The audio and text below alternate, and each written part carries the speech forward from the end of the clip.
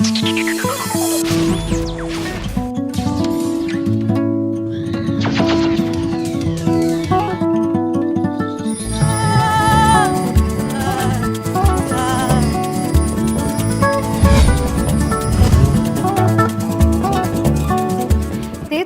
ilay fotoana ambom-pionana tokoa miaravantsika rehetra fakafiny kanto sy mpanaraka ihany koa ny fandarana KOLOTS'ART. Iombana bebe kokoa amin'ny resaka horonan-tsary indray tsika mity an'io ity dia efa masimaka hijery zao tsika rehetra hoe iza indray ary ny vahiny ao anatin'izay kanto anankiray izay andao anatsika avy hatrany atao anatin'ity fanadihadiana voalohany ity.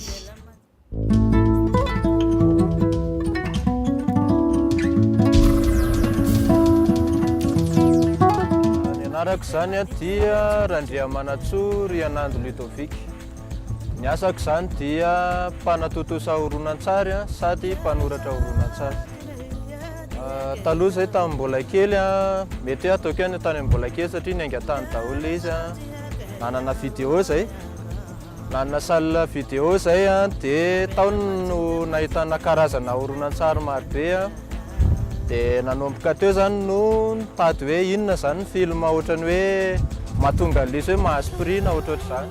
Dia nanomboka teo ny fitiavana ny horonan-tsary sy izay mahakasika an'izay. Lasa amin'izay koa ny fikarohana samihafa, famakiam-boky, fijerena horonan-tsary sy ny sisa.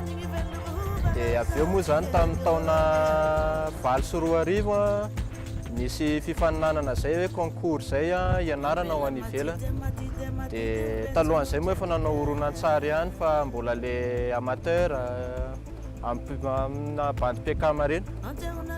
Dia afaka tamin'ilay concours zany dia nanomboka tamin'ny taona 2024 ka hatramin'ny taona 2024 zany no nianatra tao amin'ny école atao hoe ESAV na hoe école supérieure des arts visuels de Marrakech zany hoe tany Maroc ilay izy. Nianatra mahakasika ny fanatotosana i Ludovic tamin'izay.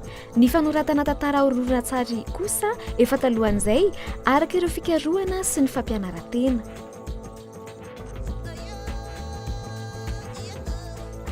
Fa inona kosa ary no tena nahaliana Ludovic tao anatin'izay horonan-tsary izay? Amin'izany zany rehefa mahita ohatrany hoe horonan-tsary amin'ny télé amin'ny fahitalavitra dia hoe amin'ny fomba ahoana arany le mpaka sary ohatrany hoe rehefa mandeha le mpilalao dia araka le ry foana na dia matory na miady ary dia araka le ry foana. Dia ohatrany hoe nandefa réflexion zany le fisainana hoe fa maninona dia hoe inona no mahatonga anazy hoe na le tsy mpilalao ihany na le tsy mpilalao fototra ary io fa na le olona ao anatin'le horonan-tsary. Dia nanomboka teo le hoe ty zany ilaina fianarana manokana. Dia izay koa tamin'ny mbola kely moa zany le mpijery vidéo be reny zany ngidrika mihitsy izay mijery vidéo ohatrohatr'izany. Dia Saint-Tia, Bolo, zavazava ohatrohatr'izany zany fa iny zany le passion zany niainga teo hoe. Fa rehefa hita hoe fa maninona zany ty horonan-tsary anankiray ty no atao hoe mahazo loka rehefa any amin'ny fifaninanana ny ivelany fa maninona ty anankiray ty ohatra ny tsy hita mihitsy. Dia rehefa nanana an'izay eritreritry zay dia teo vao tena hoe aleo ty revy ty zany mba atao tena izy zany. Tamin'ny taona 2024 zany tamin'izay manko nanao horonan-tsary voalohany. Dia niaraka nanangana fikambanana zany zay atao hoe association iris. Io association iris io zany dia zay liana amina resaka horonan-tsary tsy voatery hoe fa mahay be na hoe tsy mahay mihitsy fa zay teo ao dia miditra atao. Amin'izao fotoana izao kosa efa mahaleo tena tanteraka ny tovolahy tsy manakana ny fiara-miasa amin'ny fikambanana hafa sy ny olona hafa anefa izany entina mpandrosoana ny sehatry ny horonan-tsary indrindra eto amintsika. Tamin'ny taona 2024 zany aloha nanomboako nanao horonan-tsary voalohany dia palindrome ny titrany. Le palindrome zany rehefa misy teny zany ka azo vakiana amin'ny voalohany ka hatramin'ny farany nefa vakiana amin'ny farany ka hatramin'ny voalohany dia mitovy ihany. Ohatra hoe Bob zao ohatra raha vakianao voalohany ka hatramin'ny farany dia mitovy ihany. Dia tao aorianan'izay nanao horonan-tsary hoe Azadino horonan-tsary fohy dia rehefa tonga tany Maroc zany dia nanao horonan-tsary anaky 4. dia ny anankiray zany le mbola le 3 minutes le exercice kokoa ny ampianarana dia avy eo nanao horonan-tsary hoe le glas ny titrany. Io horonan-tsary hoe le glas io nalefako taty dia nahazo prise tamin'ny rencontre de film court zany hoe hebdomadaire. Dia avy eo moa zany nanao film documentaire hoe Saturne M Sala zany. M Sala zany anarana tanàna le izy hoe any Maroc zany hoe io zany raha teneniko fofoa le izy ao amin'ny parking io zany ahitanao misy hoe sovaly, taxi moto karazana rehefa fitaterana. Dia nefa le olona reo zany manana passion amina cinéma reo olona rehetrarehetra ao indraindray rehefa misy tournage avy any États-Unis dia miditra any anatin'ilay tournage zareo. Dia io zany nataoko film documentaire tamin'izay dia rehefa tonga taty Antananarivo moa zany dia nanao assistant réalana horonan-tsary lava dia zay vao nanao filmako farany teo hoe le petit bonhomme de riz. Ay misy film koa talohan'izay hoe rush. Dia io rush io indray tantara ekipana tournage vitsivitsy zany dia teo ampanaovana le horonan-tsary izy zany dia nisy nangalatra le caméra. Dia io horonan-tsary io zany le sary hita ao anatin'le caméra nisy nangalatra io foana le izy hatramin'ny voalohany ka hatramin'ny farany fa ahitana an'le fiainan'le olona any amin'le any amin'le background any amin'le tena hoe bakarté any zany ohatr'izay le. Mpanoratra tantara amina horonan-tsary ary mpanatotosa ihany koa i Ludovica Randriamanantsoa. Mpanoratra tantara amina horonan-tsary matetika izay asa izay takona foana satria ny ety ivelany foana ny hitan'ny olona nefa avy amin'iny no avy amin'ny tantara iny zany no iangan'ny horonan-tsary anankiray ary maha horonan-tsary izay horonan-tsary izay. Tsy amban-javatra velively koa nefa ny mpanatotosa satria io ihany koa ny tena andriankinana sy antoky ny horonan-tsary. Andeha rojerentsika misimisy kokoa momban'izay asa izay atao anatin'ity fanadihadiana manaraka ity arak'asa.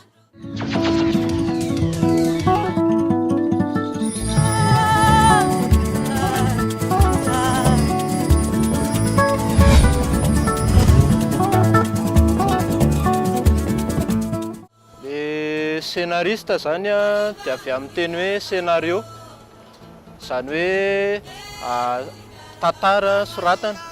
tantara soratana izay misy ny feo sy ny sary.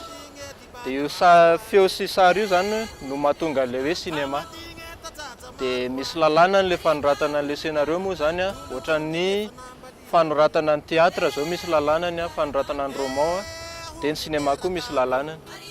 Tantara zany rehefa eo ao anaty soratra le izy dia izay tianao soratanao fa ny zava-dehibe dia sady soratana ny zavatra hita eo amin'ny écran no soratana ny zavatra heno eo amin'ilay écran.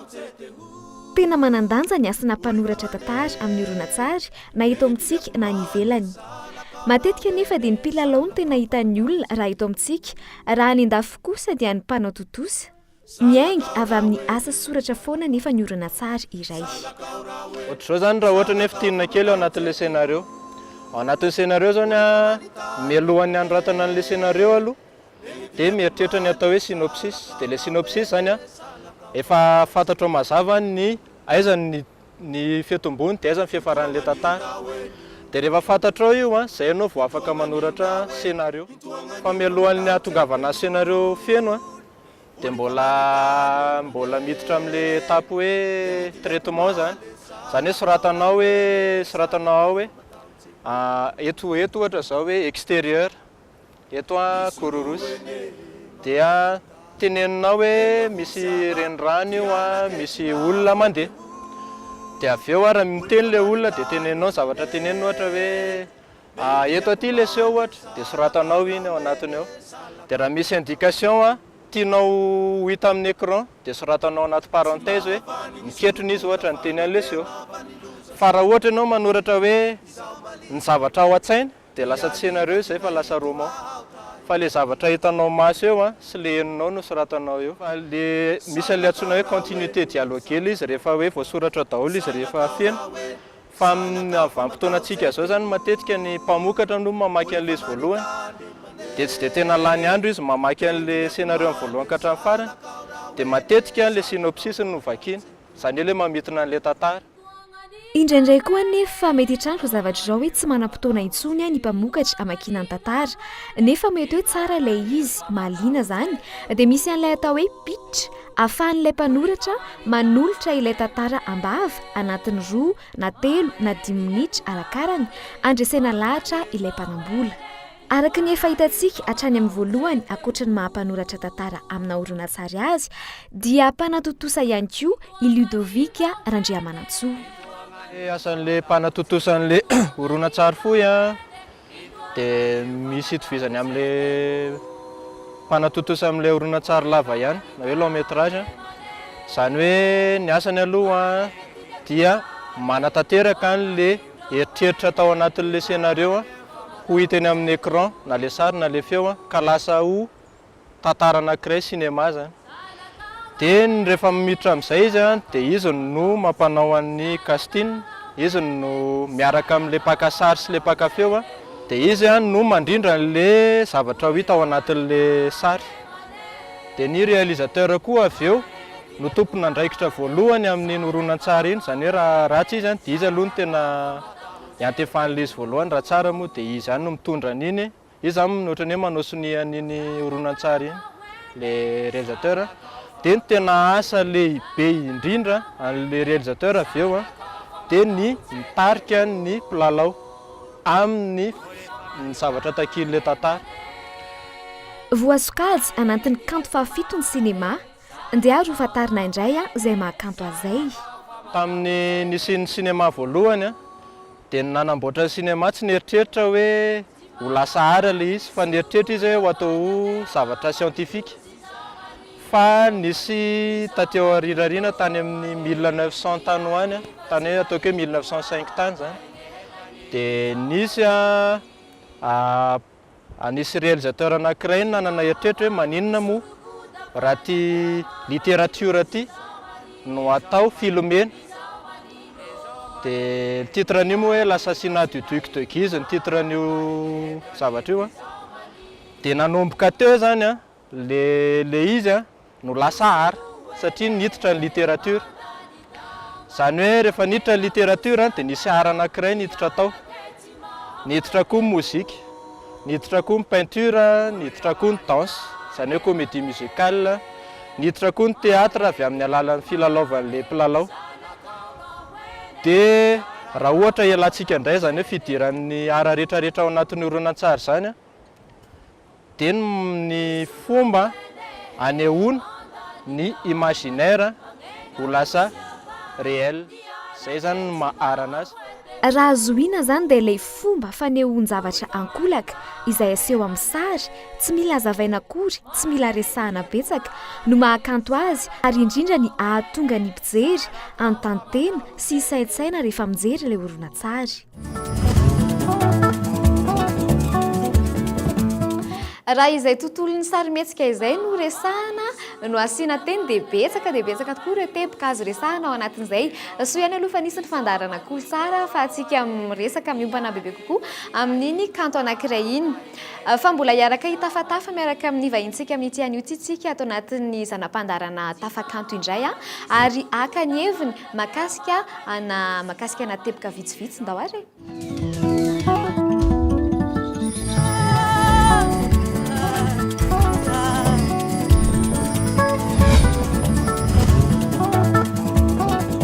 Raha ohatra hoe lazaina zany hoe amin'ny teny fiteny malagasy ny film adika hoe horonan-tsary dia inona zany ny sinema satria misy mahasamihafa anazy ihany ireo rehefa tena araka hitantsika teo dia inona ny azo antokainany hoe sinema fiteny malagasy araka ny hevitra azy?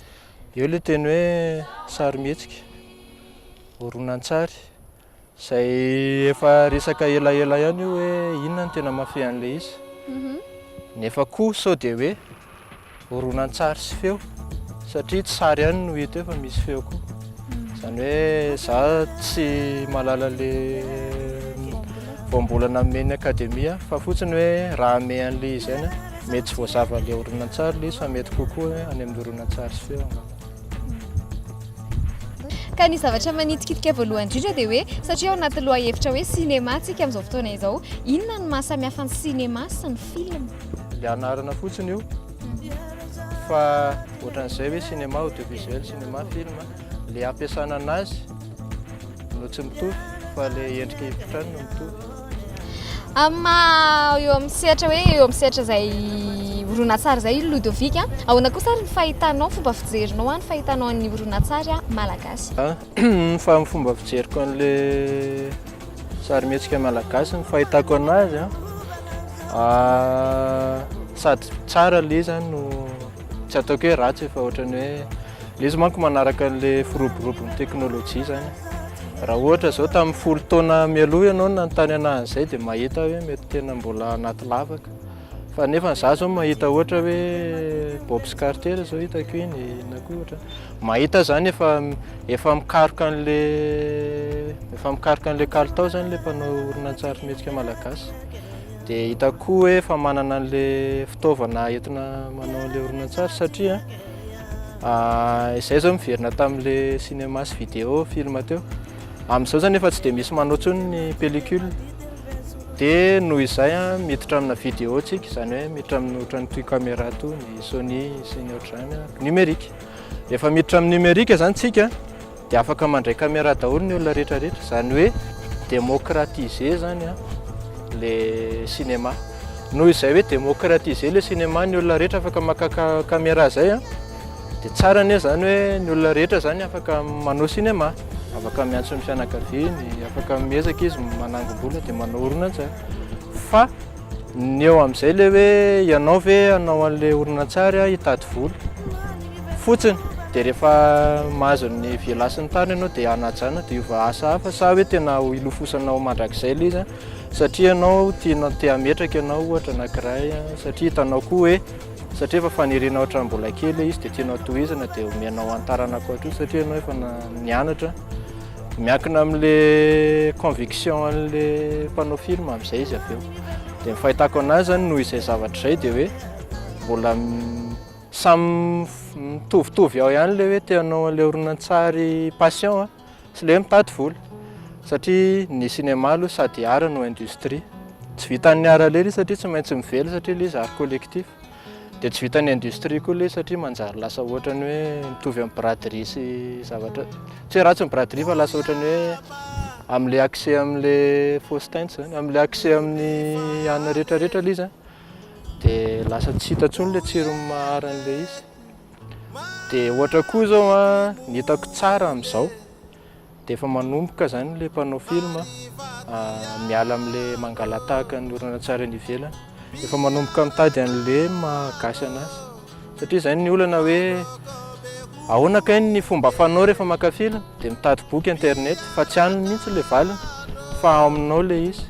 Ohatran'izay koa ohatrany hoe manoratra poème ianao tsy le stylo tsara tarehy be no mampahay anao lasa poety, fa iny aingam-panahy iny avy ao anaty foana. Mety hoe io caméra io mety tena tsara be takin'inona fa le aingam-panahy zany sy voatsoratra hoe ihany no izy, dia ohatr'izay hoe sady démocratiser le izy ny tsara, ny olona rehetra afaka manao satria tsy sahirana ohatran'ny taloha intsony hoe mitady vola etsy sy eroa mampalahelo, fa eo amin'izay no ahitana hoe tena hanao cinéma mariny ity olo ity ity hitady vola fotsiny dia ity hiarinako fotsiny ity aka ny volan'ny olona fa tsy tena le cinéma ny alefa. Eo amin'izay hoe resaka matianina izay indrindra le professionnalisme zany tiako tenenina hoe ahoana ny hevitrao mahakasika an'izay, inona ny sosokevitra, satria raha ny eto amintsika mantsy ohatra mbola tsy misy hoe tena hoe fianarana manokana momba ny sarimihetsika, momba ny horonan-tsary mihitsy, ary tsika rehefa mijery film malagasy dia manana an'izay saina izay foana hoe ampitahany amin'ny any ivelany, nefa tsy mitovy mihitsy ireo eo ihany le teknôlôjia zareo tena efa avolenta be any antsika mandroso ihany koa fa tsy mbola maraka an'iny zareo ankoatran'izay ihany koa eto amintsika tsy misy hoe fianarana momba ny sarimihetsika, momba ny horonan-tsary zany hoe tena fianarana manokana mihitsy izay efa misy koa zay any ivelany any ny fianarana art dramatika koa mbola ao anatin'izay zany hoe leo amin'le filalaovan'le le pilalao zany, dia ahoana indray ny fahitanao an'izay ray zay fa eo ihany koa ny eto amintsika ohatrany manao zavatra rehetrarehetra zany, satria raha ny any dia ohatra hoe za tena anao réalisateur fotsiny ohatra dia izay fotsiny nataoko, fa eto amintsika sady makamaka an'izy rehetrarehetra zany ny olona ao anatin'le hoe sarimihetsika ao anatin'le horonan-tsary. Totika kely amin'ny caméra nampanantenina reo hoe hanao école de cinéma izay mbola tadiavina hoe any Antsirabe ve sa any Tamatavy le izy dia miandry an'izay daholo zahay tanora mpanao film. Ny amerikana ny olona rehetra ho amin'ny postany a miambo amin'ny fahaizany ary tena ataony hatramin'ny farany ohatra hoe accessoiriste izy accessoiriste enjana be izy amin'io manao mozika sy ny sisa sy ny sisa. Dia ny amintsika moa zany tsy hoe tsika rery zany fa na ny France nge misy an'izany na pays mandroso na ohatr'izany voatery manana kasikety maromaro ianao dia le izy ao tsy hoe ratsy ary izy koa tsy hoe tsara fa misy lafy ratsy misy lafy tsara. Lafy ratsiny a dia mihena raha ohatra hoe za sady anao mpanoratra no anatotosa no ilalao dia somary mihenahena kokoa zany a le ataoko atsy amin'ny filalaovana ohatra fa somary mahasotombo le fanatotosana. Ny ohatr'izay fahitako anazy fa raha ohatra kosa hoe ny tombony lafy tsarany a itsika rehetra ny indrindraindrindra eto tsy misy école tsy misy sekoly dia tsy maintsy ianao zany a mba mahafantatra ny zavatra rehetrarehetra ao anatin'ny tournage. Dia raha te halala le ao amin'ny tournage ianao tsy vita ny cahier stylo sy mijery internet fotsiny fa mandray an'le izy mihitsy raisinao an-tanana mihitsy na perche io ny micro na montage na ohatr'izany misy fotoana zany ianao mandray an'io zany hoe voafehanao tsikelikely ihany ireo rehetrarehetra ireo fa mety ho tonga le fotoana hoe le anao sans kokoa no tena tiako na hoe le anatotosa kokoa mety amina ianao ihany mety mahita an'io na le olona na tonga anao eo. Fa io verina le tamin'le teny teo hoe hiarinaky ve ianao sa hitady vola ianao dia lasa le mpilalao vadika paka sary vadika paka feo dia izy ihany mivarotra an'le film amin'ny VCD ry amin'ny sisiny fa averiko foana hoe misy lafy tsara n'io misy lafy ratsiny. Amiko aloha zao tena mbola raisiko hoe tombony be zay raha amina manokana satria tsy amin'le hoe tsisy école zay hitako hoe ny caméra numérique zany à la portée de main rehetrarehetra zany afaka mitrandraka izy afaka mikaroka izy afaka mifanampy izy satria tsy vitan'ireo ny mianatra an'iny fa mety miaraka amin'ny olona izy mikaroka ary makesy makero dia hitako hoe mbola tombony izay zavatra. Amaranantsika an'ity zanam-pandarantsy ary be izay resaka izay fa leo ianao ihany Ludovic no amarana azy. Nisy tenin'ny tompoko la Elira Jonalson zay zany tamin'izay hoe rehefa anao horonan-tsary nareo ka tianareo hoe malagasy io aza mieritreritra nareo hoe tsy maintsy makany ambanivohitra na misy sarety na misy omby fa le izy rehefa hita fotsiny hoe ny film ianao dia malagasy io zany malagasy io mivoaka ho azy foana maha malagasy anao satria efa ao anaty rahanao no mikoriana ao anatinao. Dia ny hitako hoe ny kolotsaina malagasy dia tena manan-karena be ary be dia be ao anatin'ny dramatisation moa amin'ny teny vahiny ao anatin'ny dramatisation be dia be no afaka ampifandraisana an'io. Dia ny teboka anankiray ny fandraisany amin'ny eritreritro dia resaka hoe humain resaka le humain zany le côté humain le maha olombelona anao le maha olona zany miainga avy amin'ny maha olona foana zany le izy io maha olona io tsy misy hoe tsy misy identité tsy misy hoe japonais na fa le maha olona amin'ny maha olombelona anao.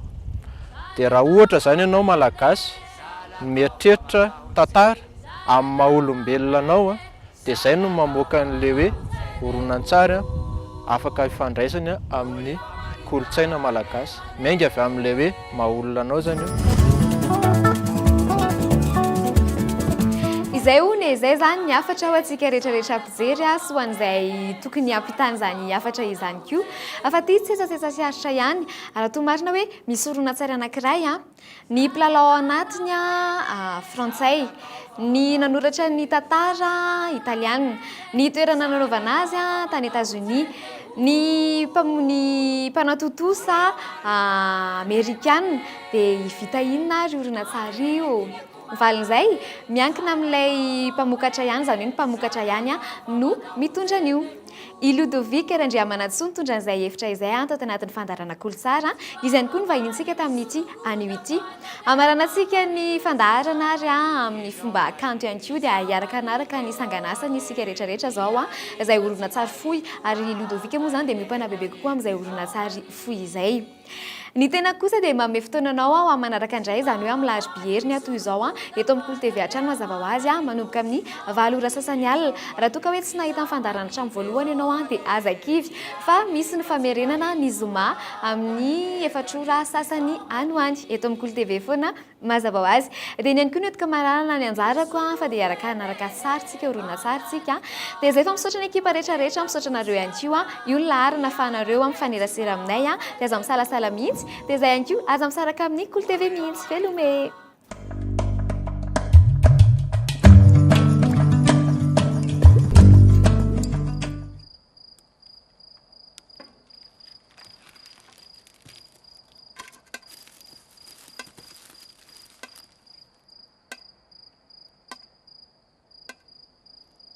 خلاص بغيت ناكل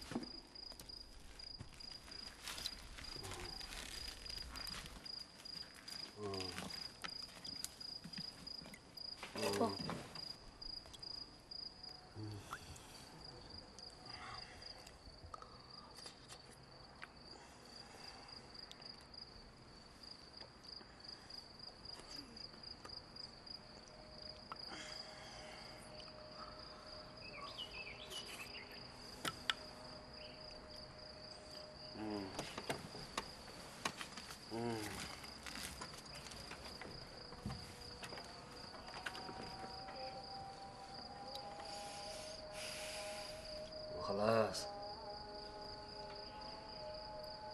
الطاسة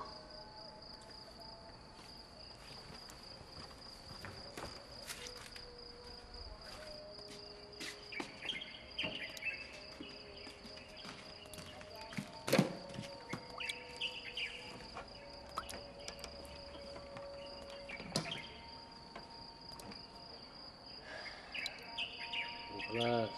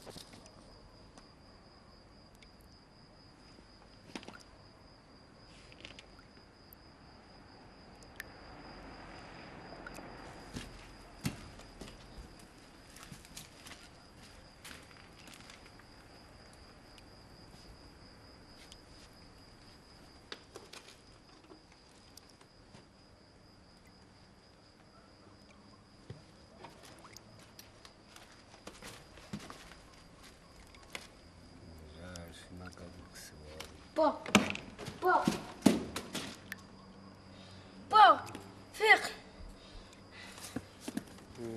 شفتوا الوحدة 34.5 كنطلبوا هنايا الرونفور في منطقة سعود في الشرق تاع البلاد راه با شحال هادي هو مشدود باغ باغ باغ باغ باخ باخ باخ باخ باخ باخ باخ أبا